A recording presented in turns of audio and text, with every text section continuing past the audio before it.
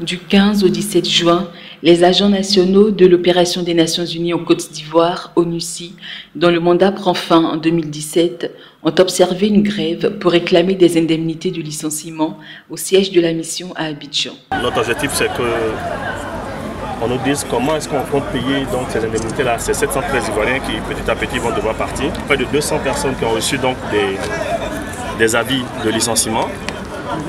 Dans une semaine, là, donc, ces personnes devront pointer au chômage. Au dire de M. Niaouré, ce mouvement d'humeur est intervenu après plusieurs tentatives d'échange avec les autorités de l'ONUCI depuis le 20 mai, sans succès. On a demandé qu'il y ait des cadres d'échange. On n'en a jamais reçu. C'est la raison pour laquelle vous voyez des responsables, des pères de famille, des gens comme ça, habillés en noir, parce qu'on est en deuil. La porte-parole de l'ONUCI a déclaré que la régression progressive des effectifs n'est pas un licenciement, mais plutôt un non-renouvellement de contrat, un point de vue que l'APL ne partage pas.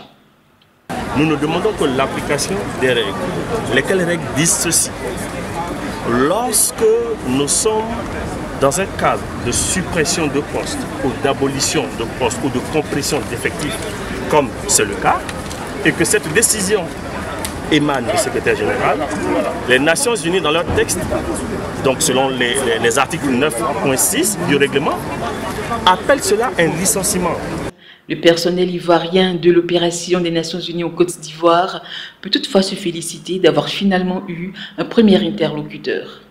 Il y a une délégation de New York justement qui est venue, on leur a sorti notre argumentaire. Le directeur adjoint, après avoir écouté notre argumentaire, a trouvé que c'était tellement pertinent qu'il a demandé qu'on traduise notre argumentaire en anglais pour qu'il puisse le soumettre au secrétariat général pour avis. Ce document devrait être remis le 20 juin selon un membre de l'association des grévistes.